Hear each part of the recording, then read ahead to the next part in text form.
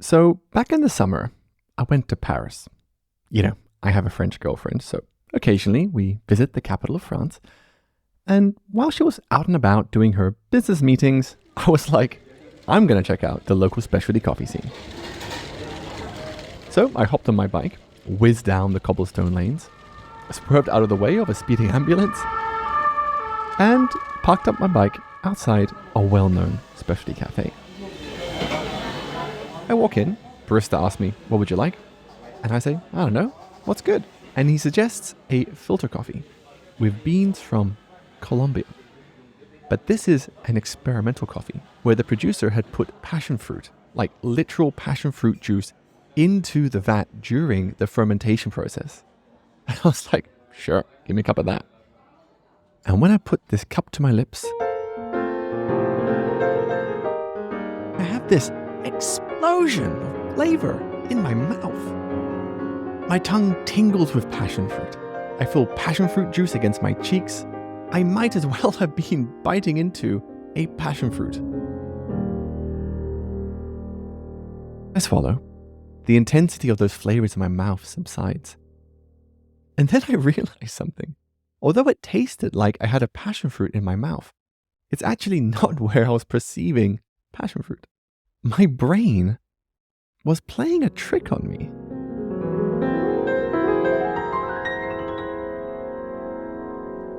I thought back to a conversation I'd had with Professor Janice Wang, a sensory researcher, about a year ago, where she explained to me, look, we can only perceive some basic tastes in our mouth.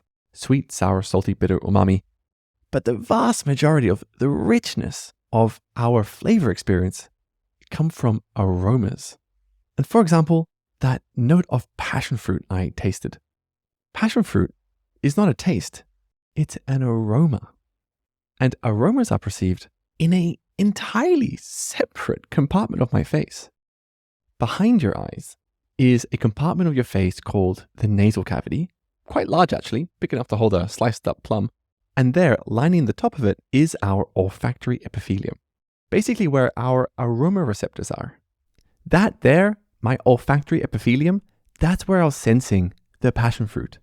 But I could have sworn the flavors were in my mouth. That is the trick our brain plays on us.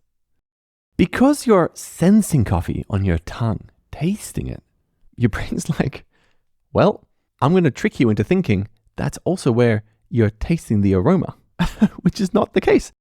The aroma is being picked up in an entirely separate compartment of my face.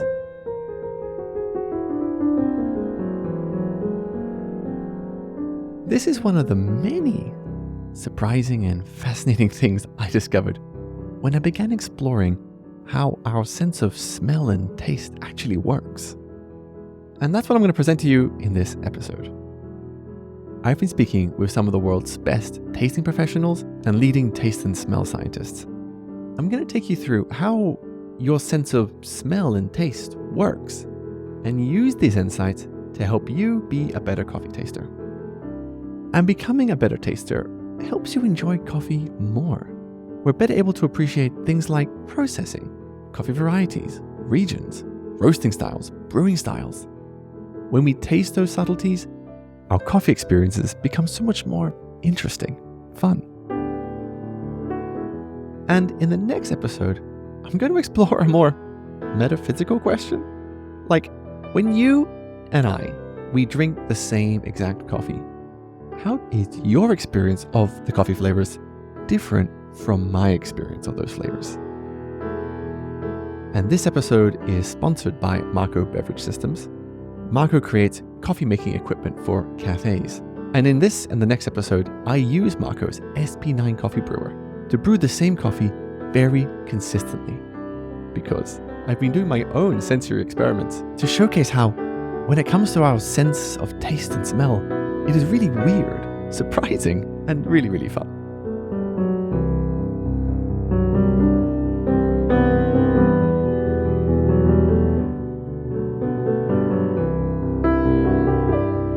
I'm James Harbour, and this is The Science of Coffee, a spin-off series from my coffee podcast Filter Stories, and a journey into coffee's hidden microscopic secrets.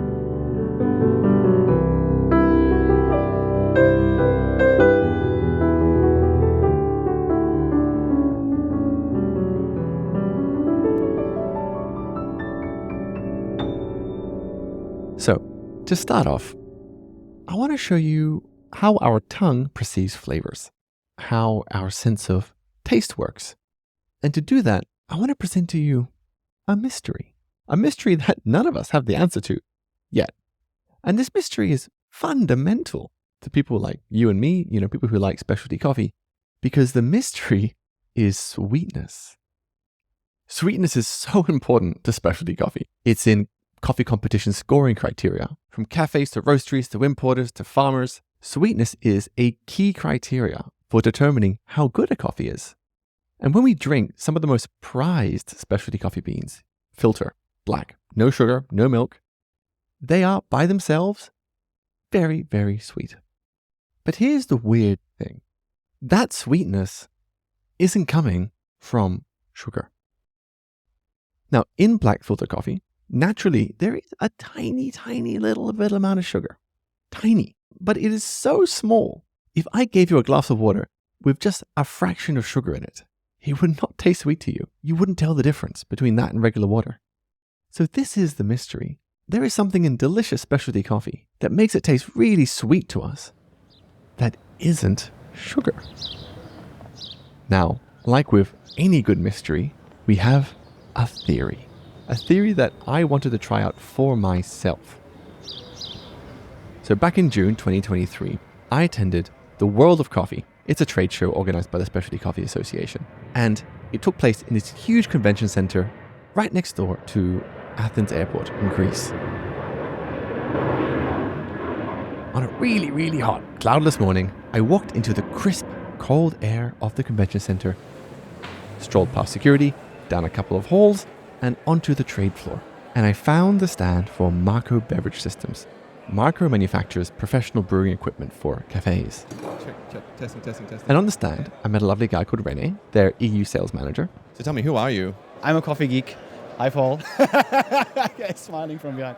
And Rene helped me brew up many, many batches of the same coffee using Marco's SP9 brewer. We have exactly the right machines because all we need to do is press a button and then the machine does its own magic. Perfect.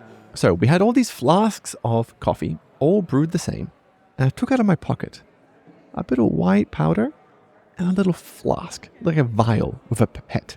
And I adulterated the coffees. And then, a few hours later, arrived some guinea pigs. Ram, take a seat, please. I'd done a call out on my Filter Stories Instagram saying, hey, who wants to join in on a tasting experiment? And some very, very brave people turned up. So today, we are going to be tasting some coffees. Now, the first pot they tasted was regular filter coffee. Nothing fancy. Malty. It's not very sweet, it's very chocolatey, but it's mostly delicate. It doesn't really hit me. So, typical response. And then I served the pots of coffee, which I had adulterated with these drops of liquid and a bit of white powder. It's very different than the first one. It's very different.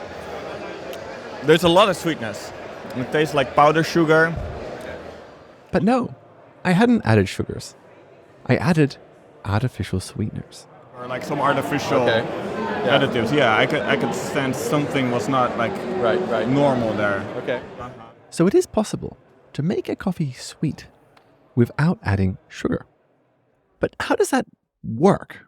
Why can't our tongue tell the difference between sugar and some random chemical? And to answer these questions, Hi. Good. I got on the phone with a legend in the world of taste science, Aristotle thought flavor and taste were the same thing. Professor Linda Bartoshuk. That wasn't corrected until I think it was around 1820. She's the director for psychophysical research at the University of Florida's Center for Taste and Smell. But to be honest, when I set up a call with her, I actually hadn't appreciated how much of a legend she really is. And it only began to dawn on me during the interview.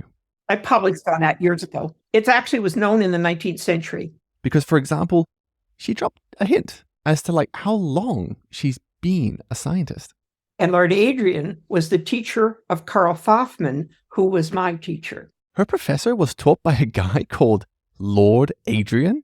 And I'm thinking to myself, what century are we talking here? I mean, I'm 84. I've been around for a very long time. Google Scholar tells me that Linda Bartoshuk has been involved in more than 300 publications, over 20,000 citations. but there's no sugar added to them. Anyway, so as I'm chatting to Linda, and what's very curious in the literature is how I mentioned to her this mystery about sweetness in black filter coffee. But there must be another molecule. And she immediately comes up with an explanation, a theory. It's probably got something in it that stimulates some type of site on the sugar sweet receptor. But I was still confused. How do our sweet receptors work?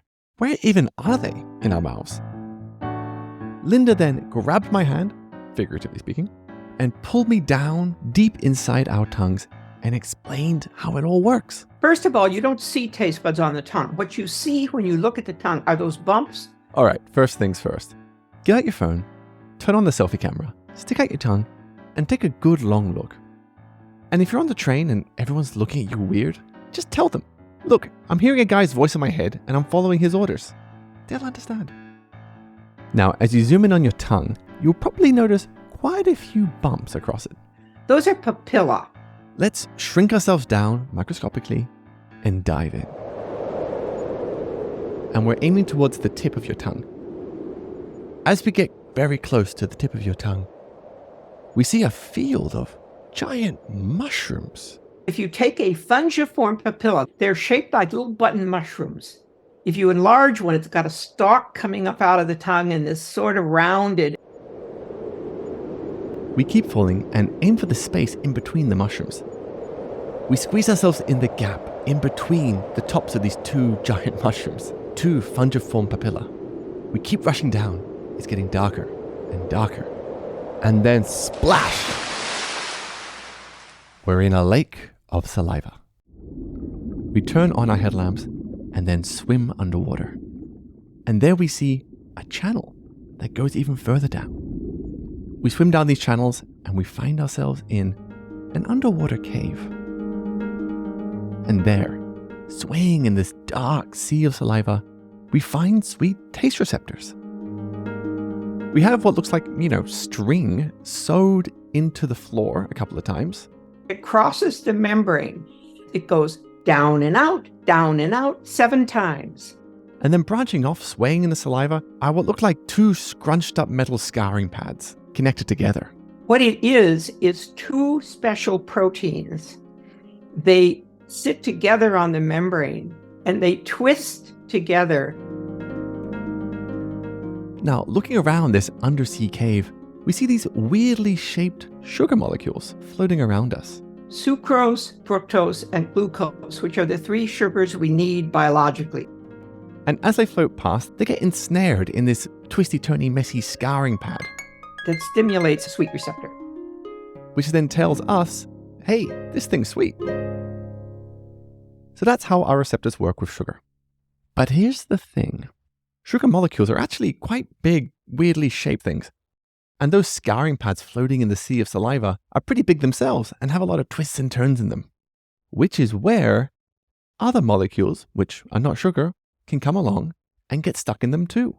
It turns out there are other sensitive spots on it that other molecules can bind, and those other things produce a sweet taste. So things like artificial sweeteners, things which do not have sugar in them, can trick our receptors into telling us something is sweet, because our sweet receptors are so large that things that are not sugar also get stuck in them. All right, so let's get back to this mystery of black filter coffee tasting sweet. One of the leading theories is that, well, maybe there's something in good specialty coffee that, it's not sugar, it's not an artificial sweetener, but it's some kind of molecule that just happens to bind to our sweet receptors.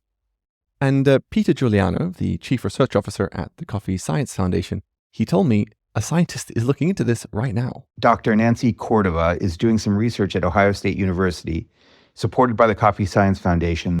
And it's her mission to figure out what is causing the sensation of sweetness in coffee. Now, I should say, although this sweet taste receptor theory is a leading theory, it's not the only one she's investigating. The second hypothesis that we're also investigating is the multimodal hypothesis. So that is that something that you're smelling, for example, the smell of vanilla, can create the impression of sweetness even when nothing sweet exists in the food. The third hypothesis is that some other flavor, like for example bitterness, may create the perception of sweetness in its absence. So you can think of sweetness as being sort of inverse bitterness. If you're expecting to taste bitterness, but you don't, oh, if it's not bitter, then it must be sweet. No one knows at this stage which of these theories is correct. Maybe none of them. Maybe all of them. Whatever it is, I'll be sure to tell you as soon as we figure it out.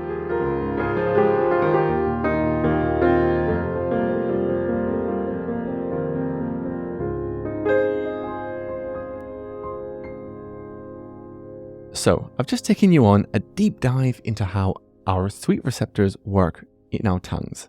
And quick note, all our taste receptors work in different ways, and they're not all in the same place. They're scattered throughout our tongue and in different parts of our mouths. But you have an idea of how it works, which is important. Because I'm now going to show you a very curious phenomenon that has really helped me become a better coffee taster. So many of us in the professional world of coffee, we taste many coffees side by side. You have to. It's the best way to learn. Contrast two different coffees side by side. But there's a mistake that I often make that leads me to taste things incorrectly. And I know that I'm not alone. So the other day, I got 2 jugs of water. In the first, I added a gram of citric acid. Then in the second jug, I added a gram of citric acid and then also 12 grams of sugar. And then I performed a test on an unsuspecting friend of mine. Jack, I need you to trust me. That is already a challenge looking at this stuff. What is going on? So first, Jack took a sip from that jug where I had only added acidity. It wasn't like shrivel your mouth out sour, but it was it got your taste buds tingling. And then immediately after, he took a sip of that second jug where I had added citric acid and sugar. I tasted a lot more sweetness. And what's amazing is that acidity, that sourness, almost disappeared. I didn't taste the sour. It didn't come through as much. It didn't set my tongue a tingle like the first time round. But here's the thing. Both jugs had the same amount of citric acid.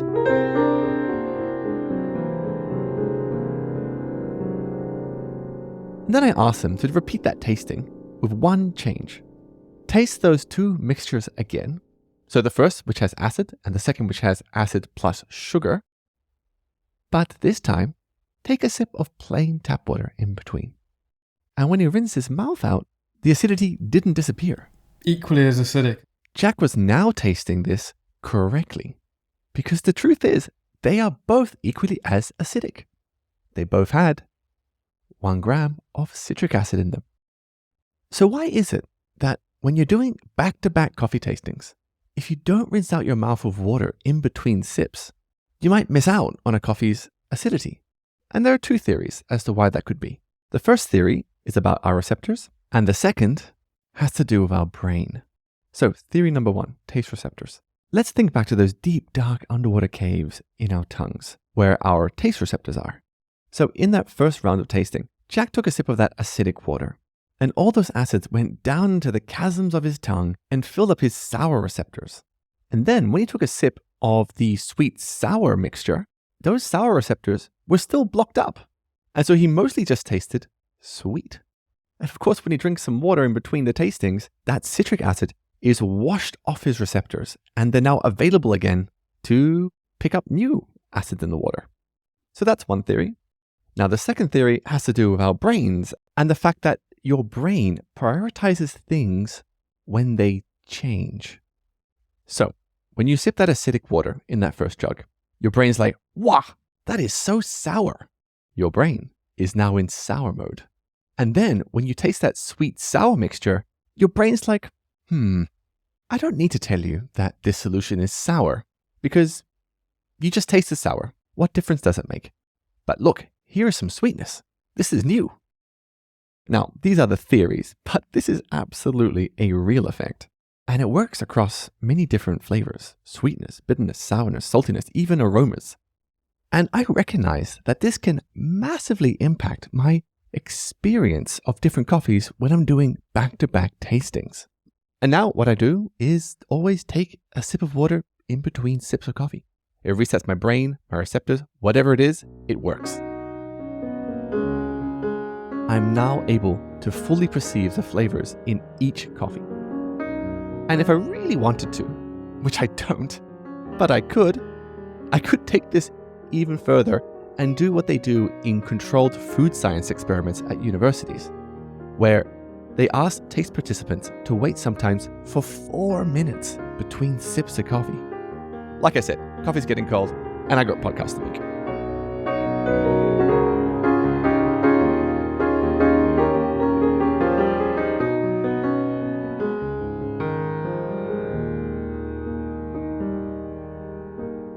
Okay, so let's move on now from our tongues to our nose. And when it comes to coffee, like almost all food and drinks, what we perceive in our nose is so much more enriching than what we perceive on our tongues.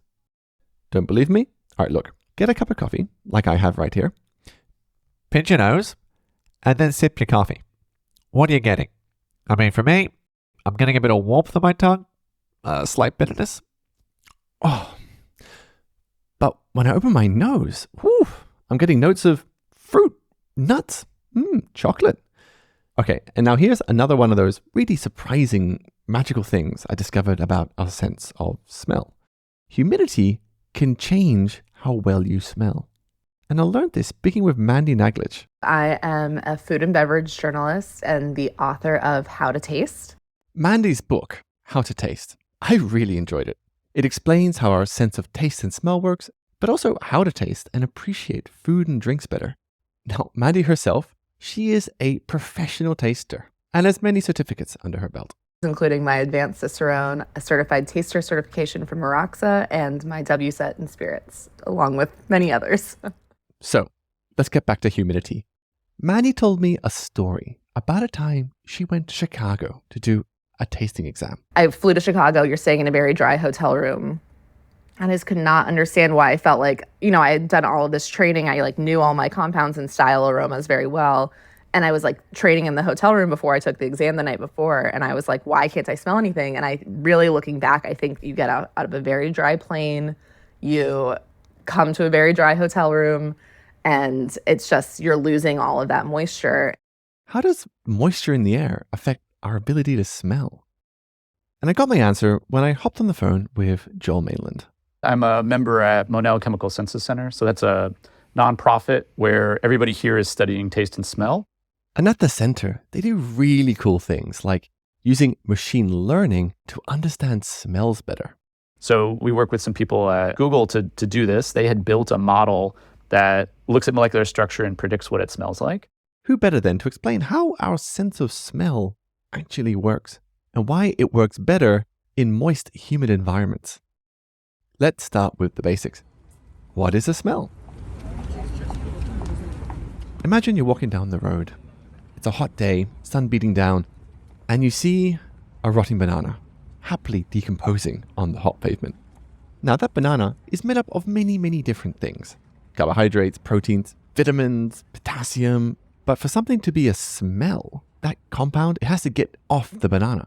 So if you're a molecule on a banana and you want to be smelled, first you have to leave the banana, right? So that molecule has to be light enough to leave the banana and float in the air.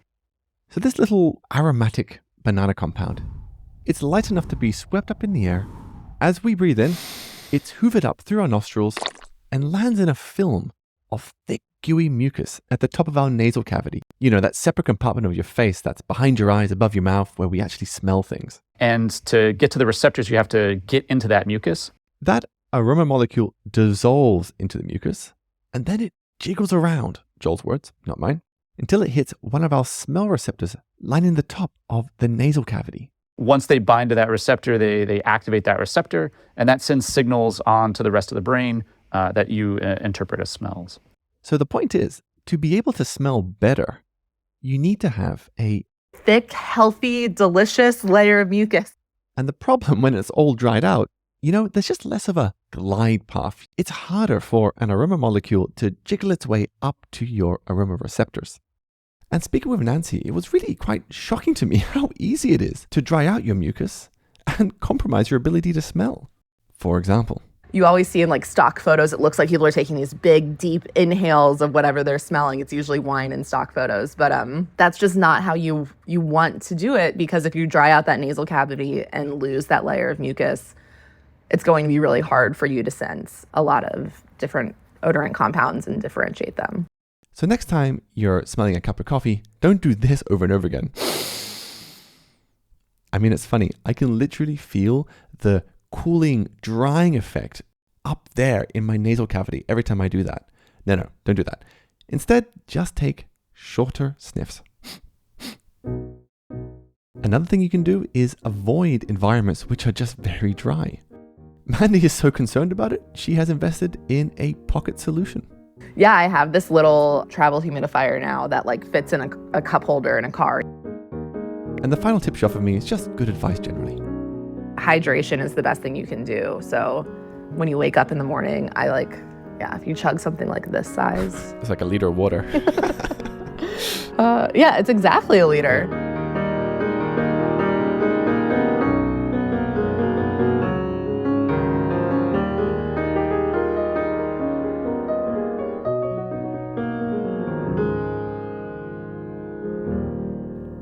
Okay, so now I want to talk about why it is so hard to perceive aromas in coffee.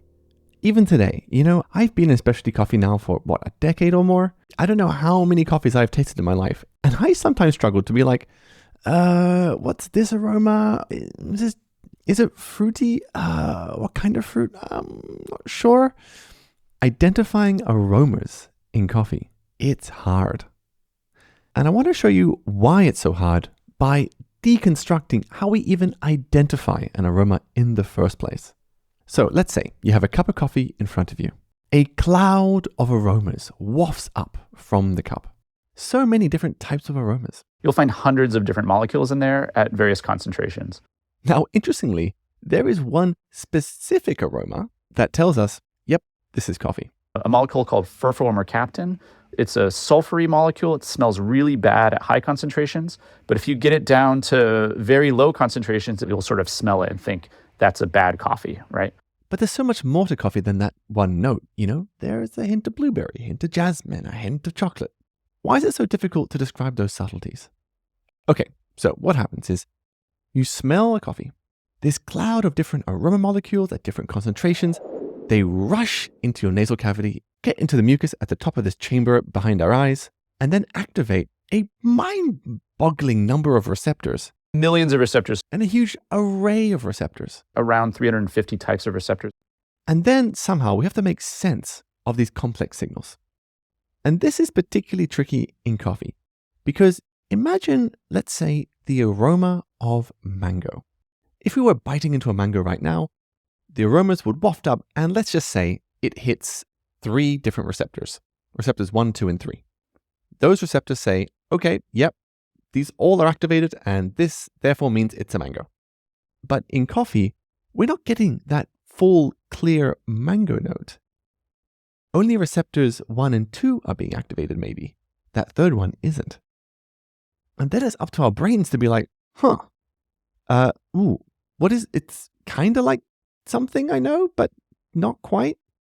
This is where the brain has to fill in missing pieces, like a jigsaw puzzle. And to understand this better, I spoke with Dr. Fabiana Cavallo. She's a neuroscientist turned coffee researcher. So the brain must fill in the gaps in order to recognize something as blueberry or orange or etc. Up to the brain to fill in the gaps. Now, people who taste coffee professionally and do it a lot, they're able to take this incomplete picture of a mango aroma and be like, it tastes like mango to me. Because their internal prediction models are really good.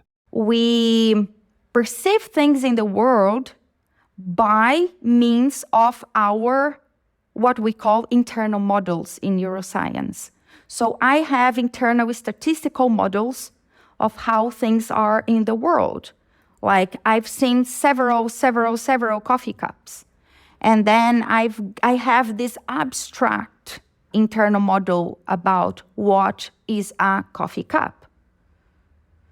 And so from my prior knowledge, the brain approaches the world by means of probability. So given what I know about coffee cups, what is the probability of this object in front of me be a coffee cup? So it's the same with olfaction, Given what I know about the blueberry smell, what is the probability of this scent I'm sensing right now from the coffee be a blueberry smell? And I gotta say, even today, it's so impressive to me when I see a coffee professional take a sip of coffee where I'm like, kind of tastes fruity. And they're like, it has this note, that note. I saw it for myself in Athens at the Marco Beverages stand. My name is Bram de Hoog. I'm originally from the Netherlands, and I'm the specialty coffee sourcing manager for Ally Coffee, a green coffee importing company. Bram, one of my brave tasters, his job relies on him tasting coffee. How many coffees have I tasted in my life? Individual coffees, maybe 10,000 to 12,000 coffees so far. And I was just in awe at his internal prediction models, picking up on all these different flavors. Nips, undertone of dark chocolate cacao nips, with some berries, with maybe some like stewed strawberries, some fermented fruit as well, which usually come together in like natural coffee. And the really cool thing is, you too can be as skilled as Bram is at identifying coffee flavors. All you have to do is develop your internal prediction model.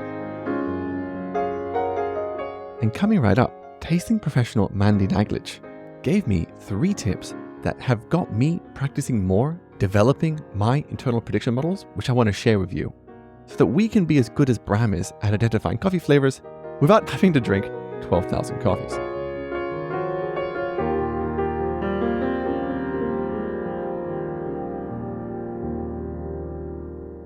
So in the evenings, before I fell asleep, I read Mandy Naglich's excellent book, How to Taste. It's full of cultural insights, stories, and tips on how to taste better. But for me, 3 things in particular jumped out that I began doing. The 3 ways that I've taken on board to become a better taster. And it's funny, since doing these 3 things, it has brought a lot more fun, joy to my life.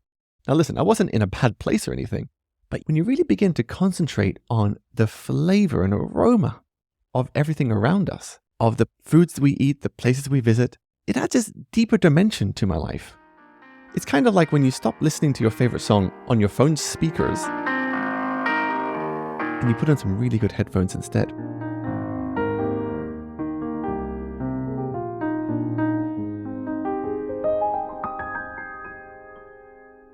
Okay, so here they are.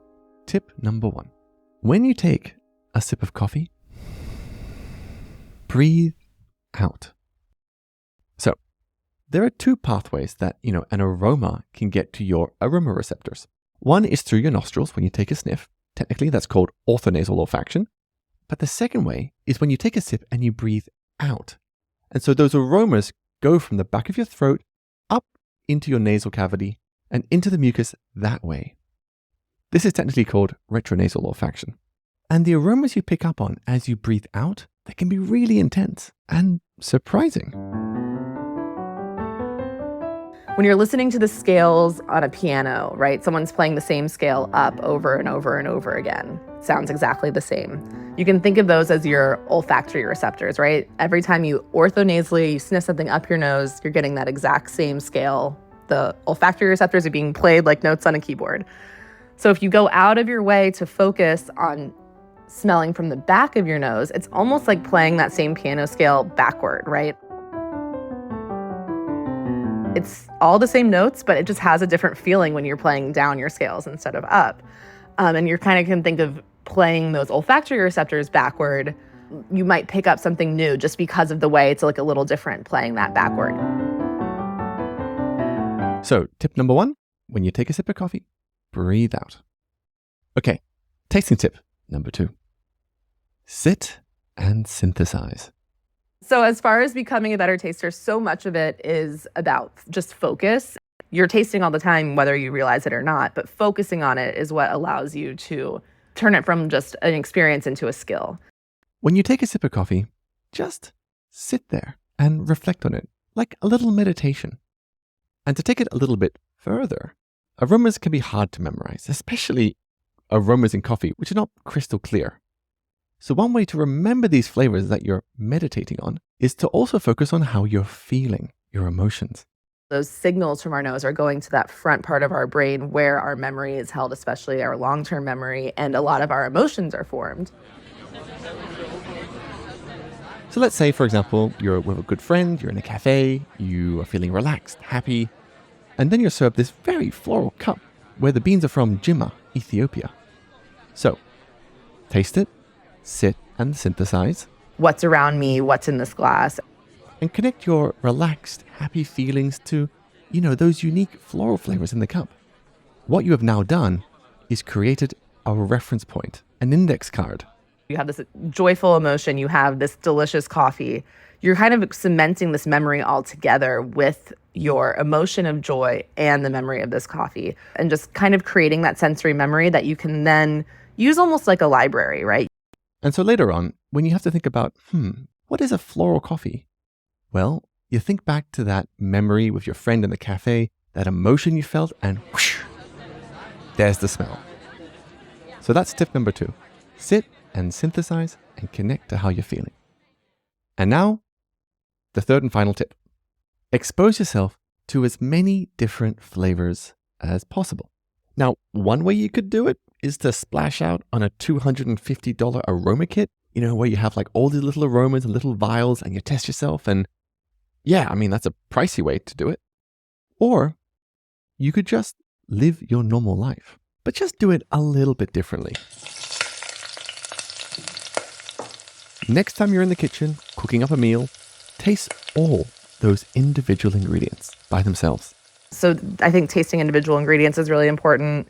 It's when you're making dinner, you make a recipe, you have all these ingredients, but you never really taste the ingredients individually. For example, even just butter, tasting the difference between like a cultured butter and a kind of more commodity butter. The flavor is like incredibly different. Like commodity butter is so waxy and just kind of there to be fat, and cultured butter has this fermented, almost like tang to it. And when you taste butter alone, which is not that fun, but you can see how that ingredient can bring something different to the flavor of your final dish that you might not be able to put your finger on. Oh, I used my nice butter in the sauce, and that's why it has this really nice complex tang to it. So that's the third and final tip that I've been following myself. I taste all my ingredients individually before I cook them. And, cooking dinner has now been turned into this surprising, fun sensory journey that actually helps me train my internal flavor prediction models.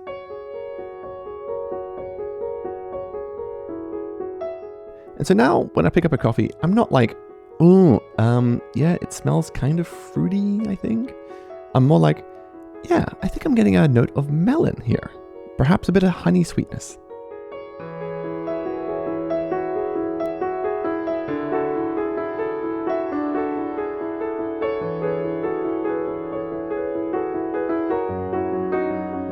So, to recap, when we drink a delicious filter coffee, black, no sugar, no milk, it can taste sweet, and it's not because of sugars in the drink.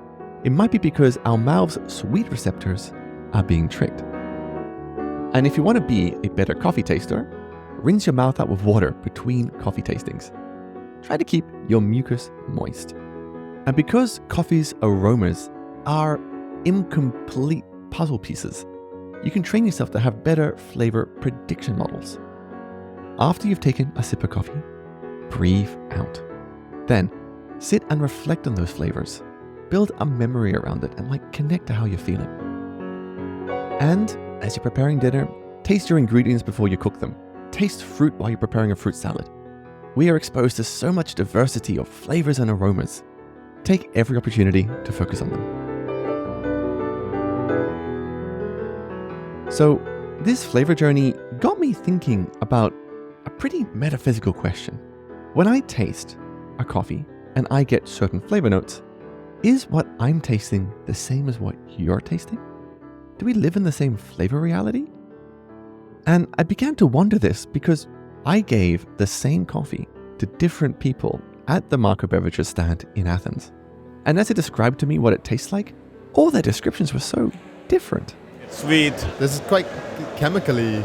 There is a bit of orange taste, orange peel. Maybe something green in it. Dark chocolate. Almost tea-like. Woody astringent finish. So on that next episode, follow me on this journey as I try to answer the question, do you and me actually taste the same thing?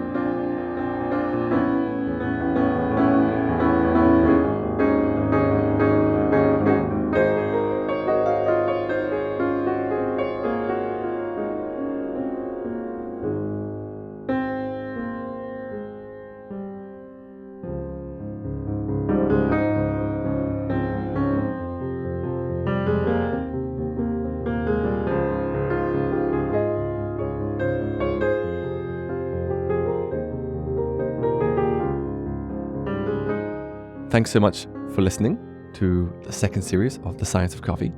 I've been working on this almost full time for the past 12 months. I really, really hope you enjoyed it. And if you did, one thing that would mean a lot to me is if you told your friends about it. Take a screen grab of you listening to this podcast on your phone and then post it as a story on Instagram. Tag me at Filter Stories Podcast. And that way I can say thank you and repost it as well. And on Instagram, I show a lot of behind the scenes stuff. For example, the opening scene of the podcast, where I went to that Parisian cafe and had that explosion of flavors in my mouth. I actually captured that moment on video just after it happened, and I made an Instagram post about it. If you want to see that and see the cafe where it took place, follow me on Instagram. I also have a link in the show notes. Now, let me give you a sneak peek into what's coming up in the rest of the series. So after these tasting episodes, I explore the science of coffee roasting, the place where so many of coffee's flavors are created. And I visit Roost, a Norwegian company developing fully automated coffee roasters. And I take a deep dive into the cutting-edge technology inside their roasters that can basically enable anyone to roast exceptional coffee easily. After my roasting deep dive, I travel to Honduras to attend Coffee Importer Sustainable Harvest Let's Talk Coffee Gathering. And it's there where I finally appreciate why organic farming is so much better for the environment than conventional agrochemical farming. And it left me with a question. If organic is so great, why don't we see more organic coffee farms? And I answer that question by exploring how one of Honduras's most successful organic coffee cooperatives, Ralph's, managed to overcome many hurdles over decades to thrive. After that, I'm going to show you how you can think like a scientist by taking you on my personal journey, realizing the importance of robust scientific methodology. And this journey was made possible by BWT, Water and More. They make filtration kits for water for coffee brewing at home, in the cafe. And as it turns out, me learning the science of water actually helped transform me from being a naive coffee professional to, let's say, a leveled up home scientist. And in the final episodes, I explore how you can store and grind your beans to get the best flavors possible from your coffee. I spent a couple of days getting really geeky with the technical experts inside Malkönig, an industry leader in coffee grinders trusted by baristas globally. And I'm amazed to discover how grinders actually work and why such tiny changes can lead to dramatically different coffees.